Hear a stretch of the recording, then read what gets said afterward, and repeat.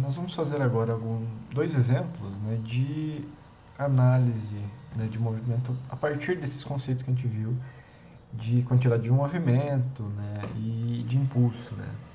Então, no exemplo 1, a gente tem uma bola de tênis que tem velocidade de 15 metros por segundo, né, e essa bola de tênis ela é atingida por uma raquete aqui. Então a bola está com uma velocidade horizontal apenas, né, de 15 metros por segundo, e ela é atingida por uma raquete, e ela está voltando aí numa direção a 25 graus com a horizontal, né, conforme aqui a gente tem no desenho, e chega a atingir uma altura aí de 10 metros, né, medida acima da altura da raquete. Então o problema está pedindo para determinar um módulo do impulso líquido da raquete sobre a bola, né, então a gente quer saber quanto de integral de força ao longo do tempo, né, essa bola está sofrendo devido ao contato com a raquete, considerando aí que a bola tem massa de 180 gramas. Né? Despreze o peso da bola durante o tempo de contato com a raquete, aqui nesse caso. Né? Então, no nosso problema aqui, a bola ela já está na iminência, né, de entrar em contato com a raquete, por isso que o peso não importa muito. Né? Então, ela entrou em contato com a raquete praticamente aí em 15 metros por segundo, recebeu um impulso, né, uma integral de força ao longo do tempo, e aí é rebatida, né, com uma velocidade V2 aqui que a gente está vendo no desenho. Então, podemos passar para a solução. Né? Aqui eu estou colocando um diagrama, né, gráfico só para entender melhor esse movimento todo. Né? Nossa bola está indo na horizontal aqui, entra em contato com a raquete, e aí essa bola, né, ela parte aí com um vetor de velocidade com 25 graus de inclinação em relação à horizontal. E aí o que vai acontecer? Depois do momento que a bolinha sofreu esse impacto, né, esse impulso da raquete, a trajetória da partícula, né, vai se dar mais ou menos parecida aí com o caso de trajetória parabólica, né, de lançamento de projétil, basicamente, que a gente viu lá no início da disciplina. Né? Então a gente vê a bolinha fazendo esse movimento e conforme o problema está dizendo, ela chega em 10 metros de altura máxima. Né? Nossa partícula tem massa 0,18 kg, né, ou 180 gramas, então a gente vai quantificar, né, esse caso aqui. Então, o que acontece no movimento após o choque? Né? Logo depois que a partícula entra em choque com a raquete, ela tem uma certa velocidade inicial V0, que tem uma inclinação aí de 25 graus em relação à horizontal. Esse vetor velocidade aqui tem um componente que eu chamei de V0y no eixo vertical e V0x no eixo horizontal. Então a bolinha ela vai até 10 metros, né? Na altura máxima a velocidade vertical tem que ser nula, né, para ter essa altura máxima. E a velocidade horizontal Vx é igual à velocidade inicial V0x, né? Se a gente considerar aqui que não tem efeitos, né, de resistência do ar nem nada. E aí a partícula faz essa trajetória aqui. Então a gente tem um movimento com aceleração constante apenas em y, né, menos Vj, depois do movimento, depois do choque aqui. Né? Portanto, a gente pode utilizar aquelas equações para velocidade, para aceleração constante, aliás. Né? Vou usar aqui então a equação de Torricelli, que a gente não tem tempo envolvido no nosso problema. Né? Então a gente tem Vy quadrado igual a V0y quadrado menos 2g vezes ΔY. Velocidade final aqui, no instante que a gente vai considerar, é o ponto de altura máxima. Então velocidade final é zero, velocidade inicial é V0y ao quadrado aqui, menos 2g igual vezes ΔY, que é altura máxima menos altura inicial, que é zero. Então V0y, isolando esse termo aqui, é a raiz de 2gh máximo. Né?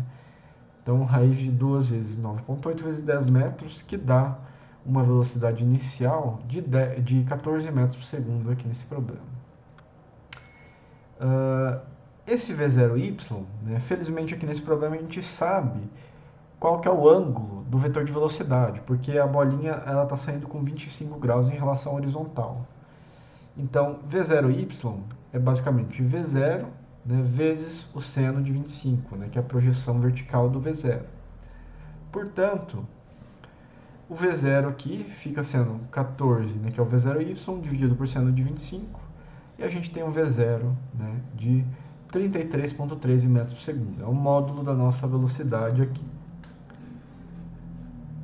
Tá. Então a gente pode utilizar, né, o princípio de quantidade de movimento para calcular o impulso, que é o que o problema está pedindo.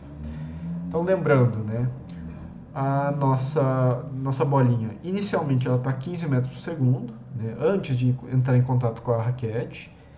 Ela recebe o impulso aqui, somatório de integral de f dt, e logo depois o que acontece com a partícula?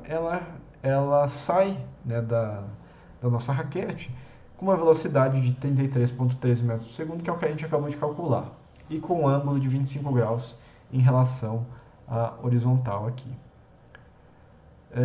Então aqui a gente pode fazer, né, m vezes vetor v1, né, que é 15 metros por segundo no eixo horizontal, mais integral de f dt igual a mv2.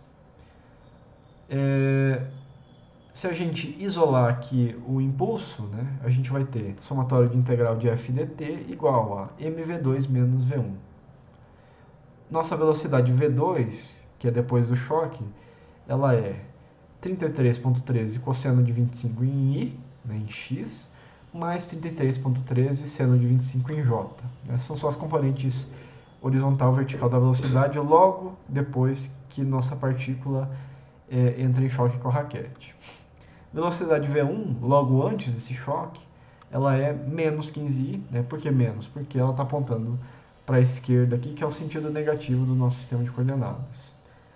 Então, substituindo esses valores aqui na expressão original, a gente tem 0,18 vezes 33,13 cosseno de 25 graus i mais 33,13 seno de 25 graus em j. Tudo isso menos 15i. Né? Então a gente tem, né, a nossa função impulso aqui, que é igual a 8,104i mais 2,520j. Né? Por que a gente tem componente nos dois eixos? Porque o nosso impulso está fazendo um efeito de modo a levar a partícula, né, até velocidades no eixo x e no eixo y aqui também. Né? Então por isso que a gente tem esse impulso nos dois eixos, né? Então, probleminha aqui que a gente está usando essa teoria de quantidade de movimento. Né? Agora, voltando para nossos slides, né? A gente tem mais um exemplo, então, para resolver. É também bastante simples, né? Então, no exemplo 2, ele pede para supor que uma força age num projétil de 2 gramas, né? Então, aqui é a massa do nosso projétil, quando o mesmo percorre horizontalmente um cano de um rifle. Então é uma bala ali que está saindo de um rifle. Então a força, né, que o nosso rifle está fazendo nesse projétil varia com o tempo, com o tempo, como se mostra na figura abaixo. Né? O problema está pedindo para determinar a força líquida máxima F0. Então a gente tem um perfil de força aqui ao longo do tempo, né, que é aplicado nessa bala durante o disparo. A velocidade da bala ao sair do cano em tempo igual a 0,75 milissegundos é de 500 metros por segundo. Aqui embaixo a gente tem o gráfico dessa força, né? Ela tem um perfil triangular aqui, né, que a gente está vendo. Ela sobe até F9 e desce até zero em 0,75 segundos. Na velocidade de 0,75 segundos, nossa velocidade é 500 metros por segundo na horizontal aqui. Tá. Então a gente tem um perfil de força ao longo do tempo, a gente pode utilizar isso para calcular força e impulso e usar o princípio de quantidade de movimento para resolver esse problema. Também é um problema simples, mas é mais para ilustrar essas teorias que a gente viu. Bom, então passando aqui para a solução do nosso problema, né? Os dados que a gente tem aqui fornecidos no nosso problema são a massa da partícula, 0,002 kg, e a velocidade final dela, lá em 0,75 milissegundos, né, ou 0,00075 segundos, que é 500 metros por segundo aqui.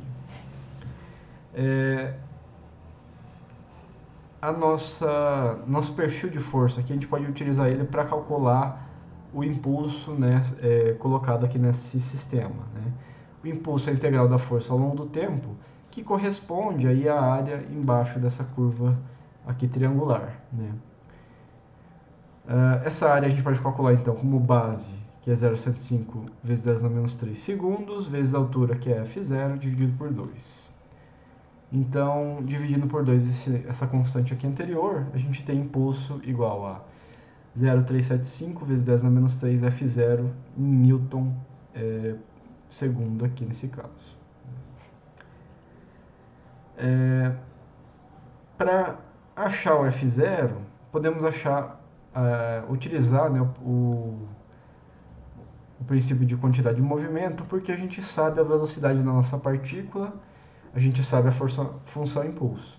Então, considerando aí, né, que no instante t igual a zero a gente tinha o projétil em repouso, né, v igual a zero, e aí nesse instante de tempo, né, o nosso sistema começou a receber uma força impulso de 0,75 milissegundos, né, que está alterando a quantidade de movimento do nosso sistema, né. Isso aqui resulta numa velocidade final v, que é 500 metros por segundo, lá em 0,75 milissegundos aqui. Então a gente tem quantidade de movimento no instante 1 mais impulso é igual a quantidade de movimento no instante 2. No instante inicial, né, a gente tem a partícula em repouso, portanto essa quantidade de movimento é nula. Função impulso é 0,375 vezes 10 na menos 3 vezes F0. Tudo isso é igual a massa, né, 0,002 vezes 500 metros por segundo. E a gente acha, por fim, né, a amplitude da força, né, F0, de 2.666,7 newtons, ou ainda 2,67 kilonewtons aqui, para promover aquela velocidade no nosso projétil, né? Então, esse tipo de problema aqui, quando a gente tem uma força de curta duração, principalmente, tem bastante vantagem em utilizar o princípio de quantidade de movimento para resolver, né, ele sem ter que usar uma segunda lei de Newton, por exemplo, que seria um pouquinho mais complicada, né, embora possa ser feita também. Tá? Então, vamos voltar lá para o nosso PDF. Né? Esse aqui era o nosso último exemplo da aula. Aqui tem alguns exercícios do livro do Hibber, que eu deixo como recomendação para aprimorar os estudos aí de vocês, né? Então fica aqui algumas sugestões que estão aqui nos PDFs dos slides da aula. E aqui, né, as referências, né, usadas para esse capítulo mais especificamente. Né? Então a gente viu um pouquinho aí do princípio de quantidade de movimento, né, desses conceitos todos e alguns casos onde isso facilita, né, nossa solução de problemas de dinâmica. Né? Particularmente esses dois últimos capítulos, né, de energia, trabalho, quantidade de movimento e impulso, eu não dou tanta atenção porque, particularmente, né, eu acho a parte de mecânica vetorial, de Newton, mais relevante para a formação, pelo menos para o pessoal da engenharia mecânica. Né? Mas é sempre importante, né, passar por esses conceitos, entender mais ou menos a ideia aqui. Né? Nas próximas aulas a gente vai começar a ver, na verdade, dinâmica de corpo rígido e a gente vai se aprofundar mais, né, na mecânica vetorial para esses casos, né, que são um pouquinho mais complexos que esses casos de partícula que a gente está vendo agora. Né? Então, a gente se vê aí nos próximos capítulos dessa disciplina. Né? Obrigado pela atenção.